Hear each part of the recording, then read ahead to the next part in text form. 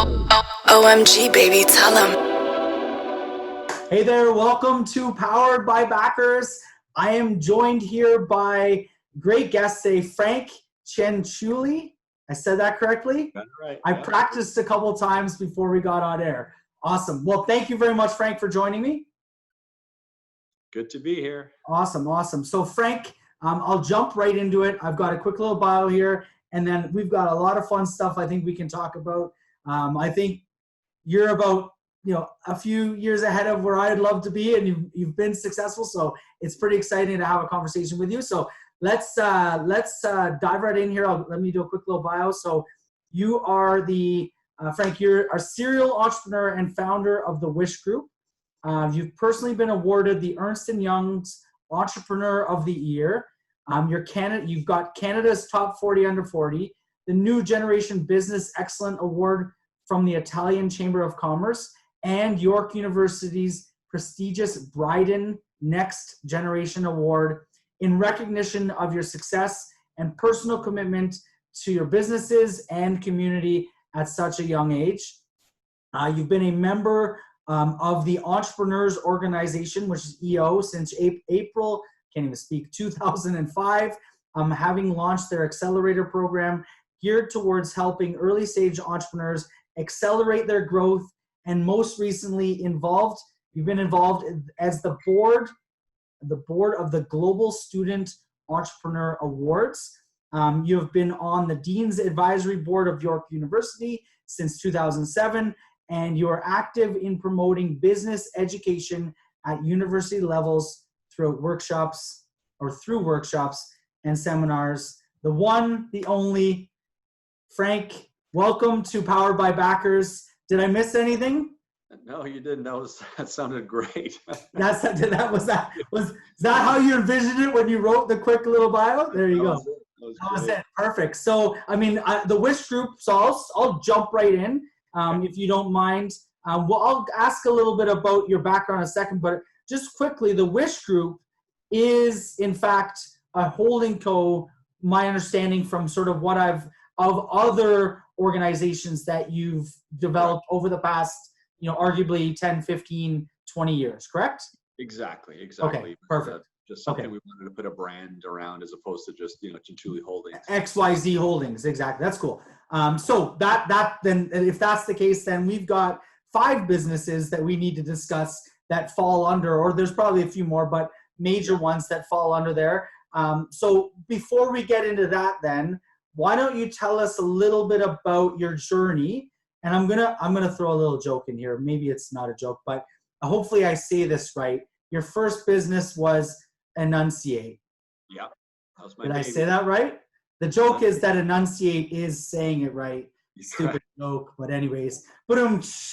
As my kids say, dad joke. Anyways, so tell us a little bit about your story. What got you into, and what is Enunciate, and where did it lead to where you are now? I kind of have a view of it, just sort of reading through some stuff, but I'd love for you to tell the audience, you're a successful entrepreneur. How did you get where you are today?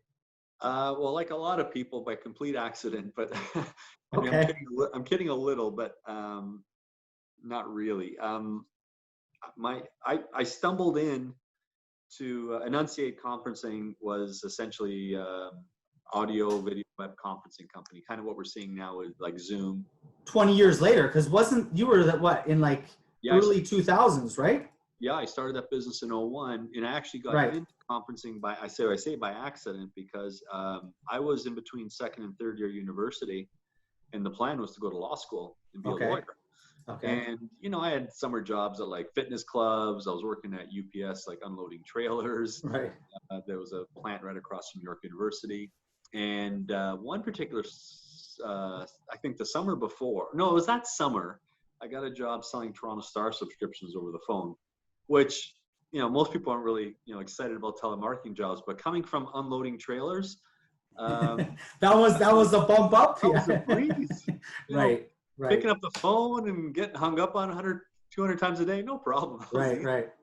I didn't get Exactly. dirty. I didn't break my back. I was able to go and, take bathroom breaks and make myself coffee. I mean, these are luxuries. Luxuries, right? At that point, yeah. I believe me, I have a similar probably backstory in that sense for sure. But I use that on my resume to say that I'm a sales guy. And then I get this, by complete fluke, I get a job at a teleconferencing company filling in for a mat leave for someone that was on mat leave, basically selling to businesses. That was a B2B sale, selling them audio conferencing, but I brought the same work ethic that you've got to have selling Toronto Star subscriptions. I Right. mean, I The was hustle.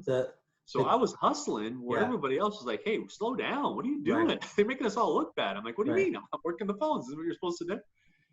250 calls a day, right? 250 Yeah, dials a day or whatever the number. I was killing it. Yeah. So I was lighting it up, and I was having success, and it was a great little company. It was a very nurturing company. It was entrepreneurial at the time. And so when September came along and I was supposed to quit, I didn't want to. I was doing too well. I was having success, so I was feeling great about myself. So I decided to stay and finish up my degree at night. I figured I'll start law school a semester later, because then I would finish later. I was supposed to finish my degree in December, so I would finish in April. Basically, long story short, that company ends up being bought by Bell. And What was the name of that company, by the way? that company was called the Rome Teleconferencing. So Okay. they were bought by Bell in '96, late '96. I'm dating myself here, but so we. I was going to ask you to say ages, but Yeah. I don't really like to. I'm around the same age. I started university in '97, so I'm probably 3 or 4 years behind you, I guess. You got it. Yeah. You got it. So we were just paranoid that Bell was going to fire us all, because that's kind of what they do when they buy a company. So we better start a conferencing company. My only issue was that I'm a history poli-sci major. I knew nothing about raising money or writing a business plan or any of that stuff. Right. But I was determined, and I speak it every day. And in my mind, I was going to be the founder and the president of an audio conferencing company, even though I had no idea how I was actually going to do it. But I just started to pay attention to things a little more carefully. And just started to figure out, hey, how much are we really charging for this service we provide? What are the costs involved? So I started moonlighting, kind of creating pro formas and all that kind of stuff, and realized that, hey, this is a really lucrative business, and I was good at it. But it took me 5 years. So I was there for 5 years until I met a guy named Tony Lacavera. He was, I think, 26. I was 27 at the time. He had started a company called Global Live, young guy. And I basically pitched him on the idea, and he said, absolutely, let's do it. And the rest is history. I started Enunciate in a 10 by 10 office. I was pounding the phones from 8 a.m. at St. John's, Newfoundland to 8 p.m. in Vancouver, and profitable after my 4th month. Started hiring everybody at my company, started hiring all my competitors that I knew of, scaling it very quickly, and started winning. We were like number 4 in the fastest growing companies and best places to work and best managed, all that kind of stuff. And then they start giving me awards, personal awards as well. But it wasn't until I started my second venture, which again, kind of just happened by chance. But the company that was doing all our recruiting was a guy that I knew from high school. I gave him the business. And he was just so inspired by how quickly we were growing, because he knew how many people they were hiring. Every month we were hiring 4 or 6 people. So as a recruitment firm, we were a large client of his. And he said, listen, you've really inspired me. I think I want to start a staffing company with you. Me? I don't know anything about staffing. Yeah. He says, don't worry about that. I'll run it. But if you can help me out with the business plan, give me your business, that alone will cash flow the thing. Right. And he knew I had infrastructure. So he said, you've got marketing departments and IT and all that kind of stuff that we could basically incubate here. And that's where PeopleSource was born. And then same thing happened. It was number 8 or something on the Profit Hot 50. John Nally's winning all kinds of awards as well. That's where the light bulb went off in my head. And I realized, hey, building businesses is duplicatable. Right. You know how to build a company like sales. If you know how to sell a product or a service, you can, as long as you learn another product or service and you're passionate about it, the technique is similar. All the ingredients that go into building a successful company are the same. And we just kept spinning them off. We became an entrepreneurial farm. And today we've got, I don't know how many different companies. We're in 4 or 5 different industries. We've done a lot of acquisitions now. We're well over 100 million in revenues. And not only the people that came through our system that we've started business with or gave them equity or brought them on as partners. There's been lots of guys that got inspired By at what Wish, you were doing. starting their own business and started their own, and they're very successful. Which that still goes towards our system. Maybe we're not getting the cash flow from it, Right. but we basically spun them out. There's no question these businesses would not have been formed. They'll tell you that if they didn't work here. Right. And we promote entrepreneurialism in our companies to the point where some people even tell me, Frank, stop telling everyone to get in business for themselves. We're losing great talent. The talent's going out the door, starting their own business. Yeah, Hey, you know what? It's funny. We have a sort of model here with an entrepreneur in residence, and I say that I'm like the idea is that they guide the clients through the process, but the idea is that I want them to one day find an idea and start it, or figure it out. Right. So very much so. It's just. That's my way of giving back. The biggest thing about when I started Nuts, I call it my baby because it's really the only real company I actually operated, because now I've got many companies and operators and stuff. So I'm just more like a coach or more like a psychiatrist. I realized that I was good at it and I had a gift, but not even that I was good. I think a lot of people were maybe even a little jealous going, oh, this guy Frank's not that smart. How did he have that kind of success? And I said, exactly. If I can do it, you can do it. So once I'm not knocking you, but it is true that, I mean, if you put in the time, effort, and I heard Mark Cuban say, I think an interesting, if you put in the time to learn and the time to be better than somebody else, you're going to succeed. Yeah. Right. So and I realized I didn't do anything special, except for I actually took the plunge. Yeah. And I put in the time and had a lot of passion around it. Right. So that's been the model to when people say, well, you know what, he was lucky. It's okay. Well, then if you want this too, I can tell you how to do it. Not that I'm smarter than you. I'm sure you know how. Yeah. But I can walk you through the minefield because I've been there. So I'm gonna ask the question that everyone's probably sitting there thinking. So tell us the process. So Enunciate. Okay. So you were working at the other business for 5 years, sort of catching the ins and outs of the industry, sort of getting, what was there.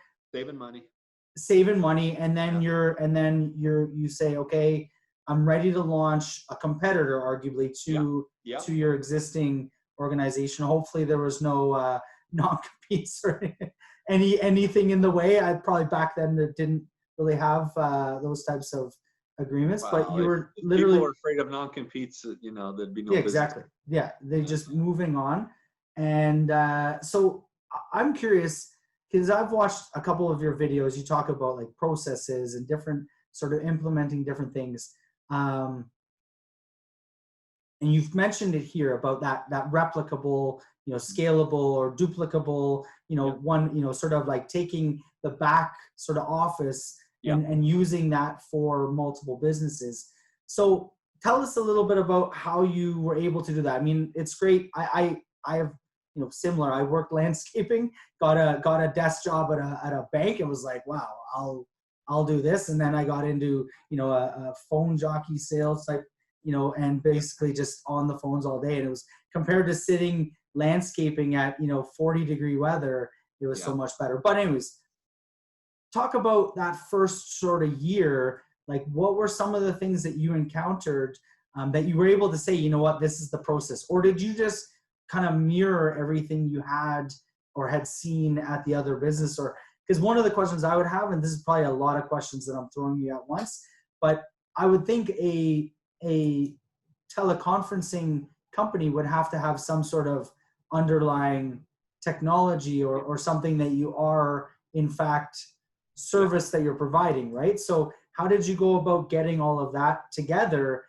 so that you could be a fast growing company? Because a lot of people, I think that's something they struggle with. They have the idea, but how do they make the idea a reality, right? How do they execute on the product so that people pay for it and actually get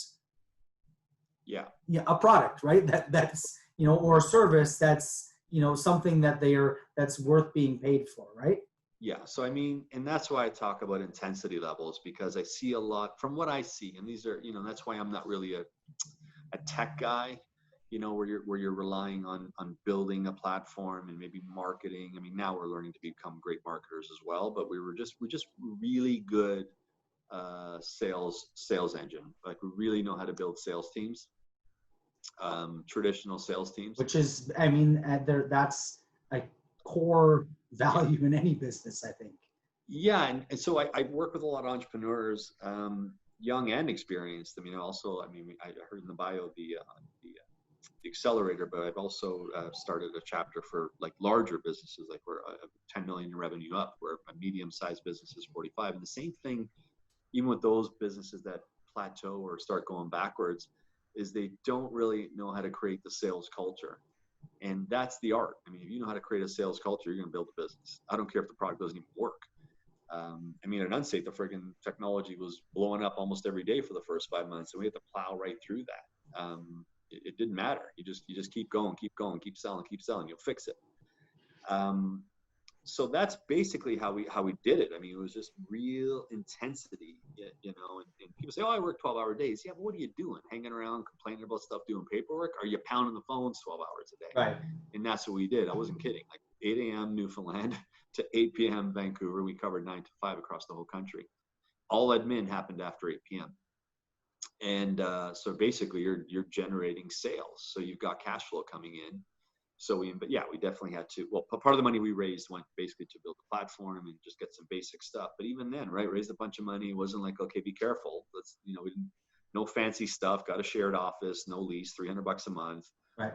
Like really smart decisions. So one of the video series I do is called Bootstrap. I was going to mention that. Yeah. So you can jump right into it, but yeah. Almost every time I look at a company, I look at a lot of businesses, not just from a mentorship or coaching, but to buy. So I'm always looking at the P&Ls, or I'm seeing companies, and it's always the same thing. They're just not managing their money correctly, and there's only so much you can. Even if you are good with your money, you can only squeeze so much. You got to generate sales. Right. You need revenue. Top and line. on the people when you need them. You know, like, because I never want to have to lay anybody off. And I think a lot of people get caught up in office leases and get caught up in having a CFO and all this kind of stuff. It's like, come on. Most businesses are okay with a bookkeeper for the first year or two. So I always see mismanagement.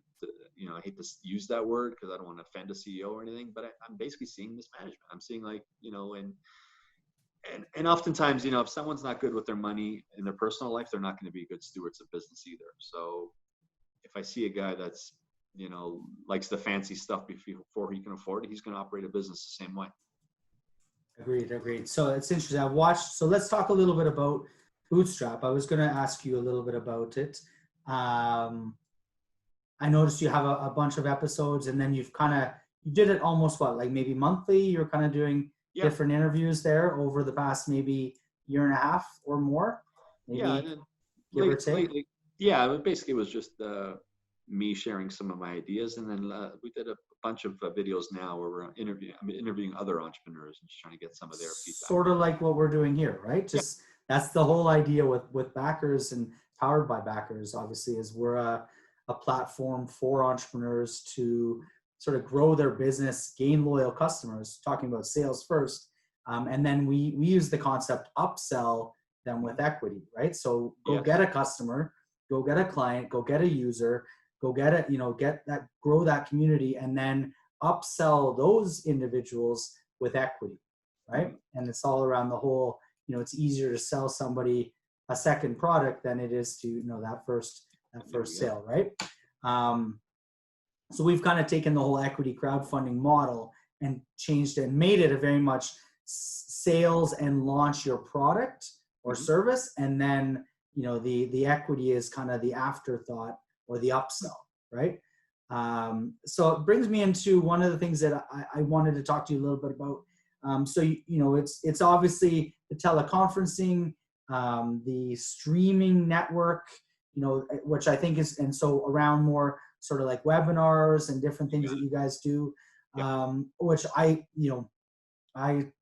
started my first business probably about 7 years ago, I guess, at this point, home healthcare equipment store. We started doing some webinars and stuff, kind of looking into it. So I was very late to the game, but now we use that extensively with Backers, onboarding, clients, onboarding, the issuers, onboarding, and we're sort of building out a whole series of webinars. But tell us a little bit about the streaming network and your thoughts on webinars, and maybe where the streaming network fits in, and where what we're doing maybe is wrong, right? I don't know what your thoughts are on that, but some feedback maybe on all of that.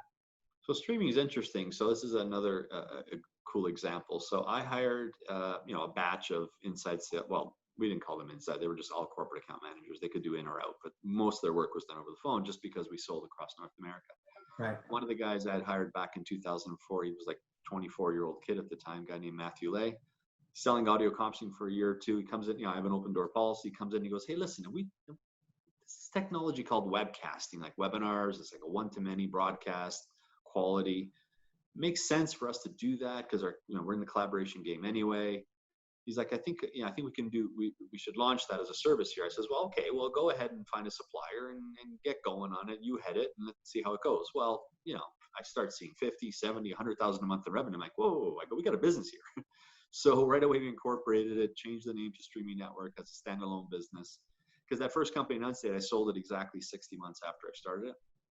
I didn't want to, it was my baby, but it was a way to get away from my partner, and just because I knew this would be a lifelong thing, and I wanted to establish the Wish Group. So, and it was a lot of money, and I already knew I had these other ventures on the go that I just wanted to own 100% of it, but it still broke my heart to sell Enunciate. But that's another story. But we launched Streaming Network from just a junior guy in the company. 3 years later, he's number 4 on the Profit Hot 50 list, and today we're the largest B2B webcaster in the country.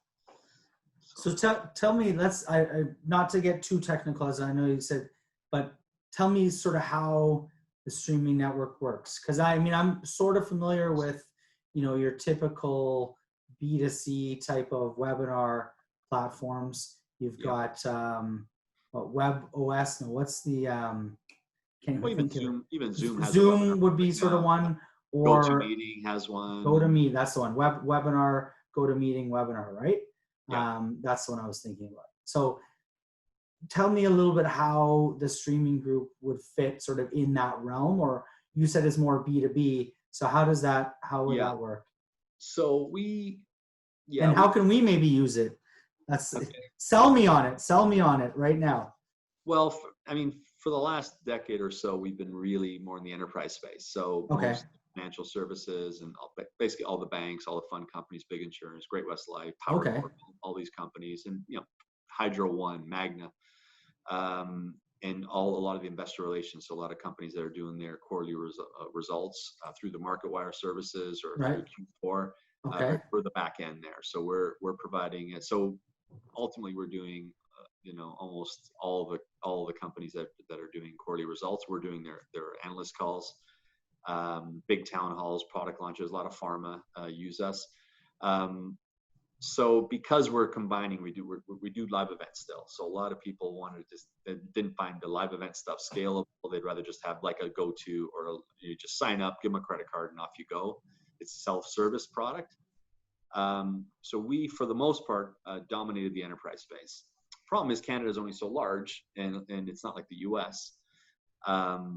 And crowded there in the enterprise space. So we rolled out a competitive product to GoTo or Zoom, except for it's a much more robust platform. Like even Zoom, it's good for what it is and what it costs. I like it. Well, let's pitch it. What's the product that you're rolling out now? You got security issues. Yeah. Businesses and governments should not be using Zoom. They should not anyway. So what's the Zoom comparable that you have? So we call it Engage, which is basically a comparable product. Probably a few bucks more than a GoTo, not that much more, but way more robust. So it gives, especially the marketers, people are using webinars as a marketing tool, landing pages, registration pages, a lot more data. What's the website? I'd love to check it out as well. What's the website? I think it's engagewebinars.com. Okay. But you can get it through the Streaming Network as well. Right. Okay. And it's the streamingnetwork.com? Yeah. Yeah. Okay, cool. So that's cool. I think it's interesting that each of the businesses have kind of come from almost, as you said, like spin-offs of the existing business into sort of like a sub business, or, a sort of a secondary business. What are, you mentioned that there's a couple other businesses that you've been involved in. What other businesses outside of sort of the teleconferencing web conferencing type of industry have you been involved in, or that you've seen come through? I mentioned the accelerator. What are some of the other I guess industries or avenues that you've been involved in that you'd like to sort of talk about? Yeah, I mean, teleconferencing tends to be grouped as a telecommunication service, and I guess it is. Right. But it's so much more. So it's kind of different. Like, so we bought a wireless company back in 2009. Just thought, okay, we've got all these corporate clients buying conferencing, and so we can sell them wireless services. But it's so different. Like, it really is. I mean, because you're facilitating meetings, and they're important, and there's a lot of touch points, and it's critical that it goes well. Whereas, okay, if I'm selling someone hardware like a VoIP phone system or a wireless, I'm using Bell's, our partner there. So right. Let's say, so they would, and you're buying an Apple iPhone. So we're just facilitating. We're just the sales and marketing. We're providing the service. Right. And then marketing and creative is something, digital marketing, we got into that as well. We had a marketing team. I was going to say the Mike agency, right? That's the one. Yeah. So basically how that came to be was just, we were buying print and promotion from a guy named Mike. and we had to, and that's how the business name came to be. Hey, we're buying from Mike. Let's call this the Mike agency. Yeah. So I basically told him, I says, hey, why are you working for some guy in Vaughan? Why don't you come? I want to start a company. I want to turn this, I want to turn it into a profit center, because I had a creative team that were doing great work for us. And I thought, well, maybe we can provide this to our clients, and that's what we're doing. And now we just bought one company, and we're trying to buy a bunch more. So then we just try and scale them through acquisitions, because we've got the Wish Group's got all the corporate staff. So it's got all your finance, accounting function, operations, IT, marketing as well, but now through the agency. So basically they support the businesses. So if you start up with me, or let's say we invest in you, it's guaranteed success. I mean, nothing's guaranteed, but I mean, all of our businesses have not only survived, they've thrived. We've had 7 different profit Hot 50s, and significant ones. From Health Screen, that was #1, to Streaming Networks #4. Enunciate was #2 on the 100. Like, really, Wish Group itself has been on the Profit 500 list for 12 years and running. So, if not a record, up there. Yeah. And that gets harder and harder to keep making that list, because your revenue keeps growing. Right. So I don't say that to brag, it's just because the model's working, right? So you get the right people in the right mix that are entrepreneurial, that are willing to put in the time. I say, you give me a year, I'll give you a life, and we don't want people incredibly comfortable when they come to work here. We don't want them making big salaries. We even Silicon Valley will tell you that anytime they pay a founding CEO more than a 6-figure salary, the odds of that company failing, no matter how well it's funded, goes up dramatically. Right. I mean, you got to be hungry for sure. Business needs to evolve, in my opinion. I mean, not to say, I'm sure a lot of businesses get funded big and get big quick. I'm not, saying that doesn't exist. I know it does, but we're talking generally, statistically. Most businesses are small and medium businesses. It's like your child. Even if you have the means, I have the means now to fund any business the way I want. But if I'm walking through the aisles with my kid, and I'm in Toys R Us, and he's a 4-year-old, and he's pointing at everything he wants to buy, and I buy everything. Yeah, I'm not helping him. I'm hurting him. So I'll hurt a business if I give it too much access to capital before it's earned it. Right. No, I agree. Cool. I often ask people, are you a sports fan? Excited about sports coming back? I'm excited about the Montreal Canadiens in the playoffs. Yeah. Are they Habitants? Yeah. Are you a Habs fan? But you're from Toronto. Why? I've been a Habs fan since 4 years old. Okay. There you go. Cool. They were winning the cup every year back when I was a kid. Yeah, I can imagine. It's kind of actually. It's kind of like your Bills, right? That's it. Exactly. I'm not also an Oilers fan in the hockey realm because of the '80s Gretzky, Messier, those days, right? So, but yeah, the Bills are back. I think baseball's starting soon. Jays are going to be back soon enough. If not, we need some sports. Basketball, Raptors. Yeah. What's your sport then? Hockey, I would assume. If you had to choose one of the 4? As a fan, I think hockey's the best. I mean, I'll give soccer is the best global game, okay. But hockey's the best team game. So who's your team in soccer or football? Football. Well, I mean, like the Toronto FC, but I'm Italian, so I like Napoli, and I like obviously whenever the Italy does qualify again. Yeah. For World Cup. Yeah. Cool. Football, and then, I'm a Washington fan, but they're changing their name now. So. Yeah, I heard Red Wolves, I think was the winner. I've heard there's sort of like, I haven't actually heard it in I the don't think past you've couple of read days. in the name somewhere. Well, so I think Red Wolves was in the, was it the, Are they? like the odds, like the, Oh, okay. Vegas odds or whatever. Red Wolves was up there. I think there was like Warriors was another one. Yeah. Yeah, there's a couple, but yeah, Red Wolves I think was, and someone announced something and saw like a jersey. So apparently there's actually I had some buddies call me, but there's all the domains for like every variation Oh, they've wow. shown are all being bought up. So basically they're going to be paying somebody like $500K for the domain, right? To get the .com, like WashingtonRedWolves.com or whatever. Yeah, So yeah, it's kind of funny. I was sort of looking at a whole bunch of them because a buddy sent me a list of the odds. So I was actually seeing if I could buy a domain like WashingtonRedWolves.ca and see if you could kind of get a whatever. Anyways, just maybe start a fan club up in Canada for the Washington Red Wolves. But cool. Well, Frank, I really appreciate you joining me here. We'll end it with sort of one last question. I kind of ask everyone. You've probably answered it 3 times over during our talk, but if you could talk to your younger self or a new entrepreneur coming up through the ranks, what would be sort of one word or one thing you would tell them that they should pay attention to? Or again, yourself, talking to a younger you, what would be that one word or that one piece of advice? Well, one word is persistence.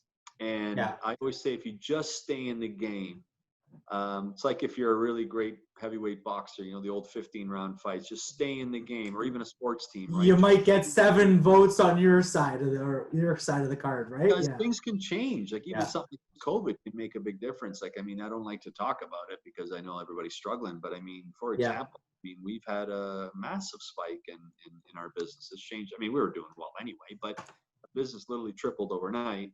Not as big as Zoom. Zoom probably went up 20-fold, Oh, but unreal. Did you see the statistics? They were bigger than all the airlines combined or something like that at one point. So if you just hang in there, Yeah. and there's a lot of examples like that. There's even big global name companies that were going to sell years ago, for a lot less than what they're worth now. So as entrepreneurs, there's a point where, if you're losing your life savings and you're losing your house, that's obviously a different situation. But if you can just hang in there, Yeah. and keep one foot over, even if you're treading water for a bit in your business, and staying and focusing. The key is focusing on the positive, because in life generally, Yeah. but especially in business, because there's always, I don't care how great of a business you got, there's always negative in your business. A good CEO is always dealing with the negative, and as good as you It's deal like a with firefighter job almost half the and time, how right? efficient you are. Yeah. If you can keep focusing on the positive, you'll get there. Sooner or later, you'll get there. Yeah, 100%. I agree with the persistence. Positive persistence, right? Yeah. Is definitely will pay off. Lots of P's.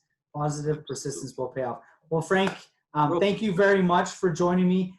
Yeah, I'd love to talk more. A little bit about your webinar. Maybe we can connect offline. We'll chat offline, and maybe we can get you on the Bootstrap series too. So yeah, well, yeah, we can cross pollinate a little bit there.